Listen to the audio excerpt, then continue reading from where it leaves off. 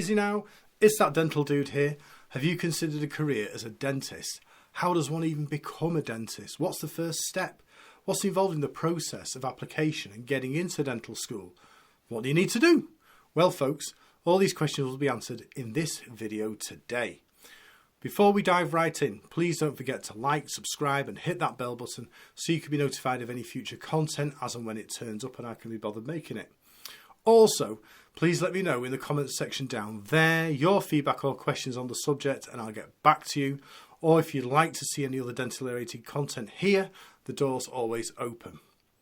So today I'll concentrate on the selection process for dental school here in the UK. But some of this content might also apply generally to other countries, but please check this is accurate wherever you live. I'll break this down into several parts so you can skip between them as you wish.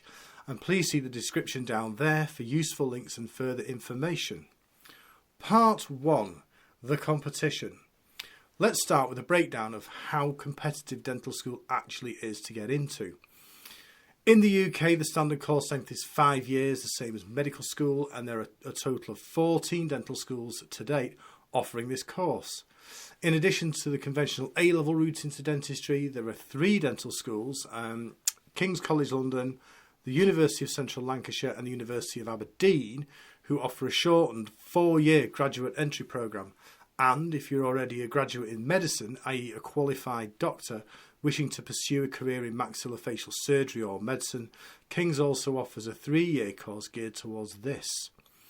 A couple of universities also do a 6-year course, which incorporates a pre-dental year for those without traditional subjects like chemistry or biology at the required level.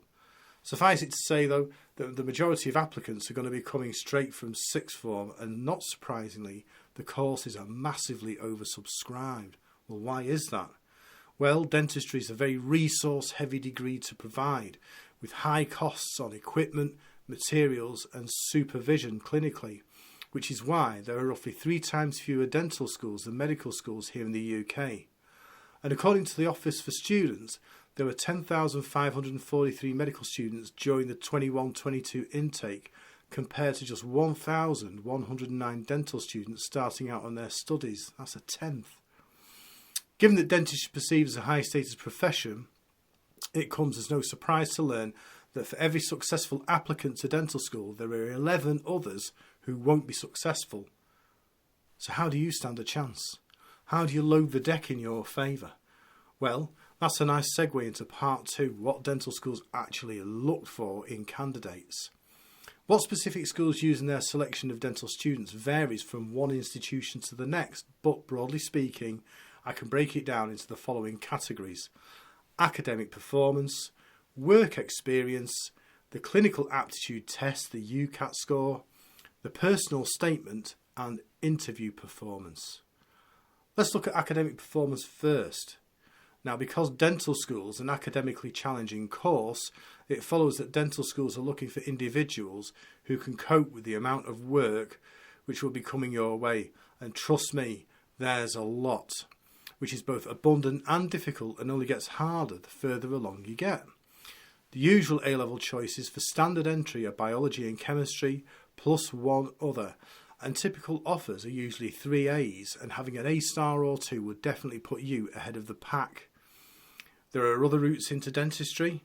I myself was a nurse for 20 years before becoming a dentist, and I already had 2 degrees before I applied, and my course was graduate entry exclusively, and because of that we got through it in 4 years. It's not enough to like studying, therefore you really have to love it, because even when you graduate, you're still expected to continue to do so to keep updated throughout your entire career. Unlike other subjects, you can't cram for exams and promptly forget what you've learned, because the knowledge you need to graduate is also the knowledge you need every day in clinical practice. It's not enough to know something, you have to thoroughly understand it as well. What about work experience? Trying to get some work experience in a dental setting can be a challenge, but a lot of dental schools have this as a prerequisite.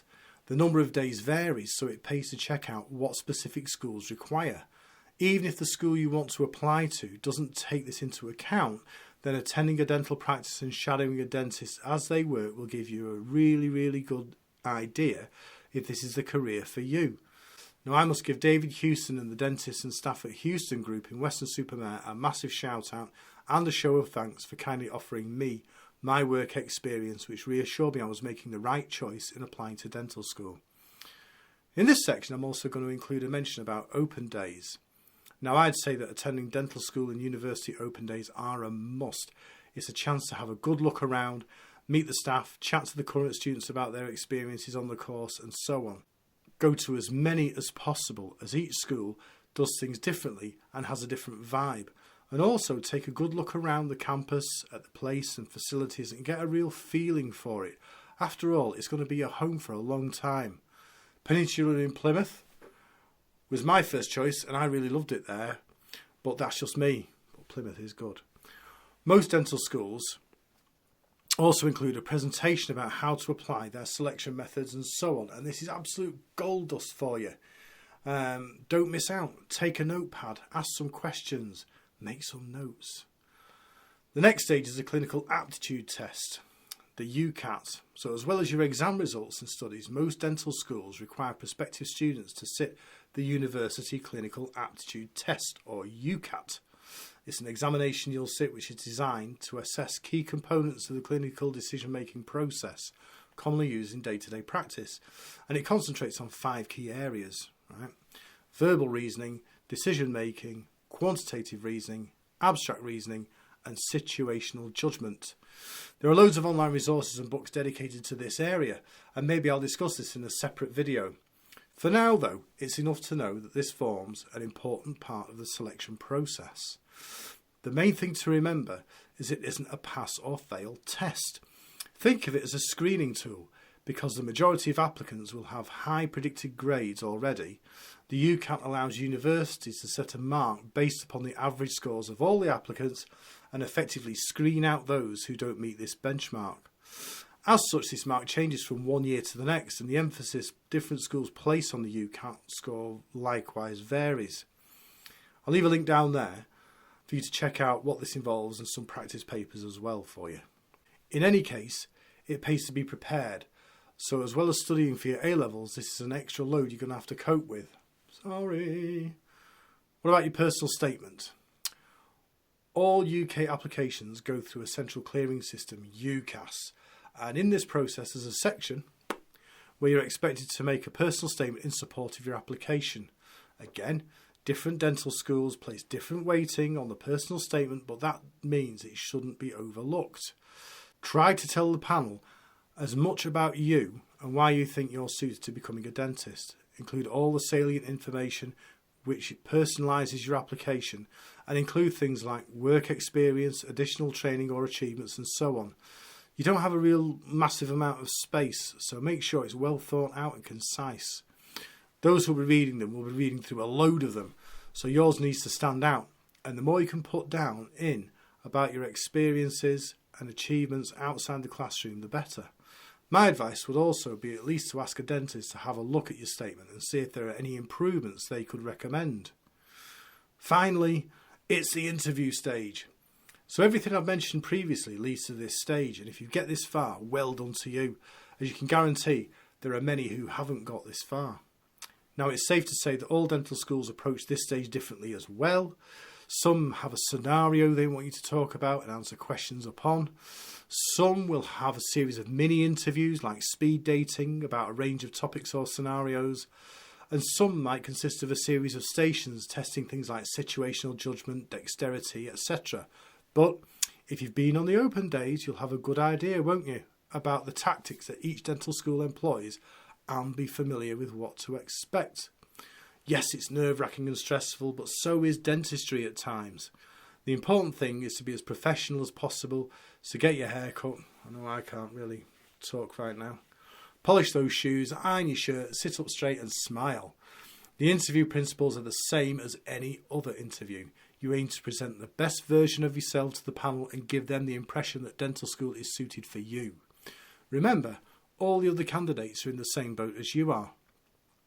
When it's finally over, all that's left is the most stressful time, which is the wait. But if you get an offer for a place, well done. But if you don't, then don't be too disheartened. There will unfortunately be a lot of others just like you, but if you're determined, then spend the time before the next application window preparing. Study hard and get those killer grades.